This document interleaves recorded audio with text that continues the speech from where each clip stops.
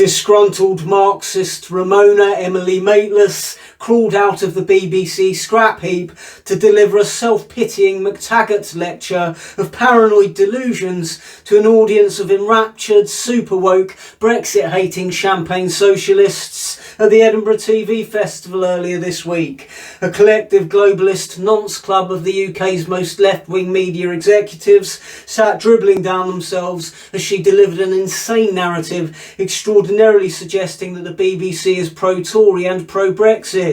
in what was surely the funniest thing anybody in Edinburgh has said this month. 5 stars to Maitlis for fully inhabiting her own fantasy world of mad conspiratorialism. She suggested that the presence of former Downing Street spin doctor Robbie Gibb on the BBC board was evidence that the BBC had been infiltrated by Tory agents, manipulating the organisation to push a pro-government agenda in a flagrant attack on democracy and press freedom. A hilarious claim, given that anyone tuning into Radio 4 or BBC Newsnight over the past year would have witnessed relentless daily attacks on Boris Johnson and endlessly regurgitated speculation about Partygate and indiscretion that nobody gave a hoot about in the context of a country trying to piece itself back together after emerging from a global pandemic and negotiating a devastated economy. Maitlis' ridiculous assertion was quickly dismissed by BBC Chief Content Officer Charlotte Moore and by BBC News World Affairs editor John Simpson.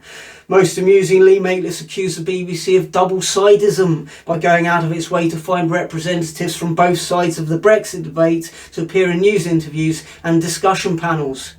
What most of us would recognise as impartiality was somehow perceived as pro-Brexit government manipulation by Maitlis, who seems to think the current cost of living crisis is incontrovertible proof that Brexit has been a disaster, despite the fact that most of Europe is currently undergoing exactly the same economic struggles as the UK, regardless of EU membership. Like most of our woke Marxist elites, Maitlis is of course suffering from ideological absolutism, a total and utter belief in the unassailable truth of her own convictions, and an inability to countenance the possibility that views other than her own might themselves contain a different but no less legitimate truth.